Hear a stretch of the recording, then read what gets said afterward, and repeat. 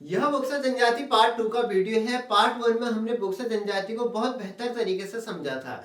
उस वीडियो में हमने बोक्सा जनजाति की राजनीतिक व्यवस्था तक समझ चुके थे। राजनीतिक व्यवस्था के अंतर्गत बिरादरी पंचायत के हमारे 3 प्रमुख पद रह गए थे। तो शुरुआत करते हैं बोक्सा जनजाति की पार्ट 2 का वीडियो को। इस वीडियो में हम एक बार राजनीतिक व्यवस्था को समझते हुए चलते हैं। राजनीतिक व्यवस्था देखिए, राजनीतिक व्यवस्था में हमने 3 अलग अलग संस्थाएं पड़ी हुई थी। जो पहला था हमारा प्रधान। प्रधान का जो मुख्य कार्य था ग्रामीणों से राजस्व वसूलना अर्थात कर वसूलना। जो दूसरी व्यवस्था थी पंच। पंच एक ग्राम स्तर की न्याय पंचायत थी। एक गांव का जो न्याय पंचायत थी उसको हमने पंच कहा था। इसका मुखिया हमारा ग्राम मुखिया हुआ करता था। जो तीसरा था हमारा बिरादरी पंचायत और तखत पंचायत। जो हमारा पंच है इसको भी बिरादरी पंचायत कहा जाता था। बिरादरी पंचायत देखिए, एक ग्राम स्तर की बिरादरी पंचायत और एक गांव की बिरादरी पंचायत। गांव स्तर की एक गांव की बिरादरी पंचायत होती थी जिसको हमने पंच कहा, और जो गांव की करीब 10, 15 या 15, 20 इस आधार पर अधिक से अधिक गांव की जो पंचायत होती थी वो गांव की बिरादरी पंचायत होती थी, जिसको हमने तखत पंचायत भी कहा। अब इस तखत पंचायत के अंतर्गत भी 3 अधिकारी थे। इन अधिकारी को समझना हमारा शेष रह गया था। तो शुरुआत करते हैं तखत पंचायत के 3 अधिकारी। देखिए, तखत पंचायत के 3 प्रमुख अधिकारी होता है। पहला होता है मुंसिफ, दूसरा दरोगा, फिर सिपाही। मुंसिफ, दरोगा और सिपाही इनके अपने अलग अलग कार्य हैं। जैसे मुंसिफ का जो कार्य होता है तखत पंचायत को अपनी राय देना, साथ ही किसी भी मामले को पंचायत के सामने से विस्तार से स्पष्ट करना। जो विवाद है, दो पक्षों में जो भी विवाद होता है उस विवाद को पंचायत के सामने स्पष्ट करने का कार्य होता है हमारा मुंसिफ का। और मामला निपटाने में तखत पंचायत का सहयोग करता है मुंसिफ। नेक्स्ट है दरोगा। दरोगा का जो कार्य होता है, जो 2 विवादित पक्ष होते हैं उसको तखत पंचायत के सामने बुलाने का कार्य दरोगा का होता है। उनकी उपस्थिति सुनिश्चित करता है दरोगा। और नेक्स्ट हमारा सिपाही। सिपाही तखत पंचायत की ओर से सूचना पहुंचाता है विवादित पक्षों को, और विवादित पक्षों की भी सूचना तखत पंचायत में लाता है, और न्याय प्रक्रिया को भी पालन करवाता है सिपाही। अब इसको एक बार बहुत अच्छी तरीके से समझते हुए चलेंगे। पहले हम सिपाही, दरोगा, मुंसिफ। देखिए, सिपाही को जब गांव स्तर पर अगर कोई विवाद नहीं निपट पाता है, गांव स्तर पर कोई विवाद नहीं निपट पाता, तो ऐसी स्थिति में जो विवाद आता है वो तखत पंचायत में आता है। सबसे पहले सिपाही जाता है गांव स्तर के विवाद पर। तखत पंचायत की ओर से सिपाही को भेजा जाता है। सिपाही उस विवाद को तखत पंचायत तक सूचना पहुंचाता है, और तखत पंचायत से भी सूचना दी जाती है सिपाही को, जो उन विवादित पक्षों तक पहुंचाता है। ठीक। नेक्स्ट होता है दरोगा का। अब उन विवादित पक्षों को बुलाने का कार्य होता है दरोगा का। दरोगा उन विवादित पक्षों को तखत पंचायत के सामने तक ले आएगा। ठीक। विवादित पक्ष आ गए हैं, तखत पंचायत के सामने में बैठ भी गए हैं। अब विवाद क्या है, मामला क्या है, इस विवाद को तखत पंचायत को सुनाने का जो कार्य करेगा, जो उस विवाद को विस्तार से स्पष्ट करने का कार्य करेगा, यह मुंसिफ का होता है। ठीक। मुंसिफ को एक प्रकार से वकील के समान समझ लीजिए आप, और सिपाही एक प्रकार से हमारा पुलिस के समान होता है। ठीक। ये 3 अलग अलग अधिकारी थे तखत पंचायत के। नेक्स्ट हमारा देखिए, जो ये व्यवस्थाएं हैं तखत पंचायत की, जो व्यवस्थाएं हैं पंचायत है, ये धीरे धीरे अब खत्म होने को जा रही है। पंचायती राज व्यवस्था आ चुकी है, और इसी कारण बोक्सा समुदाय में जो अभी एक बोक्सा परिषद की स्थापना हो चुकी है। नैनीताल और उधम सिंह नगर के बुक्सार क्षेत्र में बोक्सा परिषद की स्थापना हो गई है। ठीक। नेक्स्ट हमारा नमक और लून लोटा प्रथा। नमक एवं लून लोटा प्रथा, अब ये कैसी प्रथा थी? देखिए, यह प्रथा जनजातीय क्षेत्र में एक वचनबद्ध कर देने वाली प्रथा थी। इस प्रथा में एक पानी से भरे लोटे में किसी व्यक्ति द्वारा अगर नमक डालते हुए कोई वचन, संकल्प या कोई शपथ ले ली जाती थी तो फिर उसको तोड़ा नहीं जा सकता था। मान्यता है कि अगर वो व्यक्ति उस शपथ को या उस वचन को तोड़ लेता था तो उसका शरीर ठीक उसी प्रकार गल या नष्ट हो जाता था जिस प्रकार नमक पानी में गल जाता है। ठीक। कुछ इस प्रकार की प्रथाएं थी। तो बोक्सा समुदाय में नमक लून लोटा पड़ता है। जिस समय पंचायत में या पंचायत में कोई विवाद होता है या किसी भी प्रकार का शपथ लेना है, तो पंचायत में एक पानी से भरे लोटे में नमक डालते हुए शपथ ले लिया करते थे, एक चुटकी चुटकी भर नमक। ठीक, इसका कार्य न्याय पंचायत में भी किया जाता था और अनेक कार्यों में भी किया जाता था। किसी को वचनबद्ध करने के लिए भी यह कार्य किया जाता था, नमक और लून लोटा प्रथा। अगर हम इतिहास को समझे, इनके इतिहास को समझे, तो जिस समय बोक्सा जनजाति इस तराई वाले क्षेत्र में आए थे, ठीक, जिस समय बोक्सा जनजाति तराई वाले क्षेत्र में बसे थे, तो उस समय तराई का जो क्षेत्र था बहुत भयानक जंगल हुआ करते थे, भीषण जंगल थे, अधिक घने जंगल। तो ऐसी स्थिति में यहाँ कुछ राजपूत महिलाएं भी आई, कुछ उनके सेवक भी आए, विभिन्न उपजाति वर्ग आए। तो ऐसी स्थिति में यह आवश्यक था कि यह सब एक साथ मिलजुल कर रहें। तो इस आपस में एक साथ मिलजुलने का जो कार्य किया वह नमक लून लोटा प्रथा या लून लोटा प्रथा ने किया। इसके तहत इस जंगल के सभी जो समुदाय के लोगों ने इस लून लोटा प्रथा के तहत सभी आपसी में विलीन हो गए, सब मिलजुल कर रहेंगे, कोई छुआछूत, कोई भेदभाव की भावना नहीं रह गई। ठीक है, यही कारण है कि जो विद्वान अमीर हसन ने कहा कि बोक्सा शब्द की उत्पत्ति इक्सा से हुई। इक्सा का अर्थ था कि एक रूपता, एक समानता। बोक्सा समुदाय के अंतर्गत कोई जाति भेद नहीं है। तो उसी आधार पर कहते हैं कि इस लून लोटा प्रथा के तहत सभी वर्ग के लोगों ने समाज में विलीन हो गए थे, एक समानता हो गई थी। उस कठिन परिस्थिति वाले जंगल में सबको एक तरह से रहने के लिए जरूरी था कि सब आपस में मिलजुल कर रहे। तो यही लून लोटा प्रथा के तहत ये आपस में मिलजुल कर रहे। अगर हम बात करें तो थारू समाज की, थारू समाज में भी वही हुआ जो बोक्सा समुदाय में हुआ। थारू समाज की जो महिलाएं अपने आप को कहते हैं चित्तौड़ रानी पद्मावती के वंशज कहते हैं। वो कहते हैं कि जिस समय मुगल आक्रमण हुए उस समय वो इस तराई वाले क्षेत्र में भागकर आए हुए थे। तो उन्होंने इसी लून लोटा प्रथा के तहत अपने सैनिकों के साथ विलीन हो गए। उन्होंने कहा कि लोटे में हमने नमक डालते हुए संकल्प लिया कि हम एक साथ रहेंगे, कोई छल कपट के तरीके से नहीं रहेंगे, एक साथ इन्होंने रहे। इनकी मान्यता थी कि जिस प्रकार से लोटे में नमक डालकर नमक और पानी घुल जाता है, आपस में आसानी से घुल जाता है, ठीक उसी प्रकार से हम सभी समुदाय के लोग बहुत आसानी से घुल मिलकर रहेंगे। ये इनकी प्रथा थी, लून लोटा प्रथा। क्या अब यह बोक्सा समुदाय और थारू समुदाय में ही नहीं, देखिए जो नमक लोटा प्रथा है यह उत्तराखंड के जौनसार बाबर क्षेत्र देख रहे हैं। यह क्षेत्र कुछ भाग टिहरी, कुछ भाग उत्तरकाशी है। जौनसार बाबर क्षेत्र और सिरमौर हिमाचल प्रदेश, इस क्षेत्र में भी लून लोटा प्रथा का प्रचलन बहुत अधिक रहा है। लेकिन जो नमक लोटा प्रथा है इसका वर्तमान में अब दुरुपयोग होने लगा है। कैसे?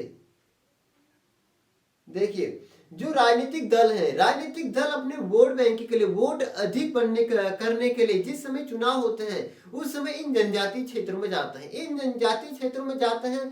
तो इस लून लोटा प्रथा के लिए, क्योंकि इस जो नमक लोटा प्रथा है जनजातीय क्षेत्र की उनकी आस्था है, देवी आस्था, उनकी धार्मिक आस्था है।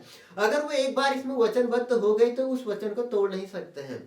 तो इसका लाभ राजनीतिक दल वाले उठा जाते हैं, चुनाव के समय पे जाते हैं इन जनजातीय क्षेत्रों में और सभी गांवों को इकट्ठा करके इस लून लोटा प्रथा का प्रयोग करते हैं। लोटा लेते हैं, अपनी तरफ से भी उसमें नमक डालते हुए संकल्प लेते हैं, और गांव वाले तो लेते ही हैं संकल्प, वचन लेते हैं कि हम आपको ही वोट देंगे, और राजनीतिक दल वाले कहते हैं कि हम आपका विकास करेंगे। लेकिन जैसे चुनाव होने के बाद जब राजनीतिक दल विजय हो जाता है और वो दल वाले उस क्षेत्र में कभी जाते भी नहीं है, पूछ भी नहीं देते हैं। उदाहरण के तौर पर आप देख लीजिए, रामनगर का एक स्वालदे गांव है बोक्सा जनजाति का, वहां देख लीजिए बहुत बुरी स्थिति है। जबकि हर चुनाव की प्रक्रिया में ये नमक लोटा प्रथाएं होती हैं। जौनसार बाबर क्षेत्र हो, चाहे सिरमौर हिमाचल प्रदेश हो, चाहे हमारा बुक्सार क्षेत्र हो, उस समय नमक लोटा प्रथा के तहत राजनीतिक दल बहुत अधिक प्रयोग करते हैं। ठीक है, जो कि गलत है, जो कि हमारे जनजातीय क्षेत्रों की धार्मिक आस्था पर बहुत गहरी चोट पहुंचती है। ठीक, नेक्स्ट हमारा धर्म, बोक्सा जनजाति का धर्म। देखिए, बोक्सा जनजाति का जो धर्म है हिंदू धर्म है। बोक्सा जनजाति भी ठीक जो हिंदू धर्म के देवी देवता हैं, राम, लक्ष्मण, शिव, काली, इन सभी देवी देवताओं की पूजा करते हैं। और इनके कुछ अपने स्थानीय देवी देवता भी हैं, हर जनजाति के होते हैं। जैसे बोक्सा जनजाति की जो प्रमुख स्थानीय देवी देवता हैं, खेड़ी देवी, सकारिया देवता, ज्वालपा देवी, हुलका देवी और चामुंडा देवी। ठीक है, जो खेड़ी देवी है, बोक्सा समुदाय की जो खेड़ी देवी है, एक प्रमुख देवी है। माना जाता है कि जो खेड़ी देवी है इनकी यहाँ है खेड़ी देवी, जो खेड़ी देवी है इनकी ग्राम रक्षक, गांव की देवी है खेड़ी देवी। बताया जाता है कि जो खेड़ी देवी है ये इनकी गांव की रक्षा करती है, बच्चों की, पशुओं की और रोग दुख भूत प्रेत आदि से इनकी रक्षा करती है। तो वर्ष में 2 बार विशेष तौर पर खेड़ी देवी की पूजा करते हैं। साथ ही नेक्स्ट सकारिया देवता, सकारिया देवता भी इनका गांव का देवता है। ठीक, ज्वालपा देवी, ज्वालपा देवी भी बोक्सा जनजाति की प्रमुख देवी है और ज्वालपा देवी को हम बाला सुंदरी देवी भी कहते हैं।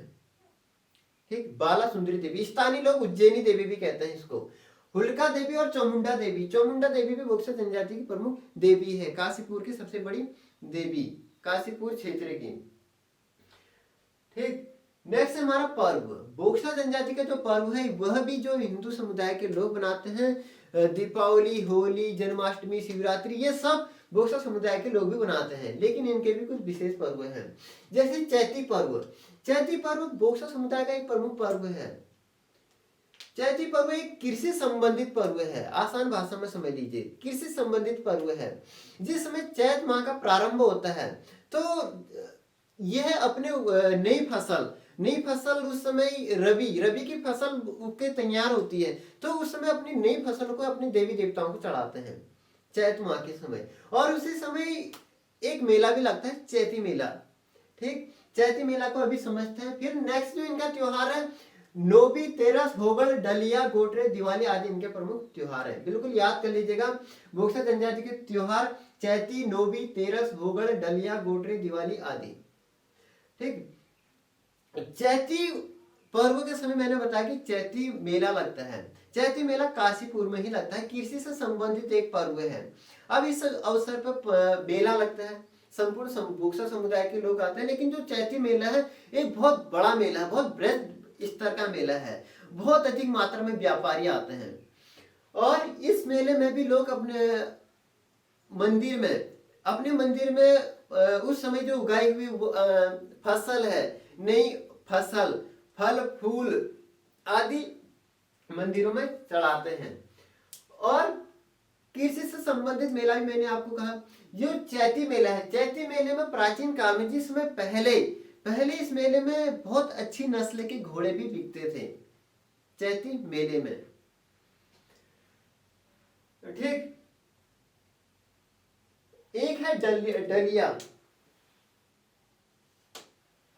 डलिया, जो डलिया है ये एक पूजा है जो मैंने बताई, जो खेड़ी देवी है, खेड़ी देवी की एक विशेष रूप से पूजा देते हैं डेलिया, इसको कुछ अलग तरीके से भी लिखा जाता है डलिया। अब जो ग्राम की जो खेड़ी देवी है इसको एक विशेष तौर पर, जो इसमें भी यही होता है, जो अनाज वगैरह होता है विशेष तौर पर हमारी खेड़ी देवी को चढ़ाया जाता है, जिसको हमने कहा डेलिया पूजा। यह भी एक ग्राम रक्षक के रूप में है, जो खेड़ी देवी उसको माँ भवानी के रूप में पूजा जाता है। ठीक, भरारे, बोक्सा समुदाय में भरारे, देखिए जो बोक्सा जनजाति यहाँ जादू टोना तंत्र मंत्र विद्या का बहुत अधिक प्रचलन है। क्योंकि जनजाति क्षेत्र है, प्रारंभ में ये बहुत घने जंगलों में रहे, तो इस कारण यहाँ भूत प्रेत बताया जाता है कि ये लोग उस समय जानवरों की अपेक्षा, जंगली जानवरों की अपेक्षा भूत प्रेतों से अधिक डरते थे उस जंगली क्षेत्र, बहुत घने वाले जंगली क्षेत्र में। तो इसी कारण यहाँ जादू टोना तंत्र मंत्र विद्या का बहुत अधिक प्रचलन है। भरारे जो इस विद्या को जानता है, तंत्र मंत्र जादू टोना को जानता है, उसको कहा जाता है भरारे। ठीक, प्रश्न आ जाएगा भरारे क्या है। ठीक, जादू टोना तंत्र मंत्र विद्या के जानकार को भरारे कहते हैं। अब देखिए बोक्सा समुदाय में जब कोई व्यक्ति बीमार हो जाता है या कोई घटना घट जाती है या कोई अनहोनी हो जाती है, तो ऐसी स्थिति में डॉक्टर को ले जाने के बजाय पहले भरारे के पास ले जाया जाता था। ठीक है, भरारी उसको तंत्र मंत्र से की विद्या से सही करता था। जरूरत पड़ने पर बलियां भी दी जाती थी, मुर्गे बकरी आदि की। ठीक है। लेकिन अब वर्तमान समय बदलने लगा है, जैसे जैसे लोग शिक्षा की ओर को बढ़ने लगे हैं, पुरानी प्रथाएं धीरे धीरे समाप्त होने लगी है। वर्तमान में जो बोक्सा समुदाय के युवा लोग हैं, युवा लोग अब इस पर विश्वास थोड़ा कम ही करने लगे हैं। ठीक।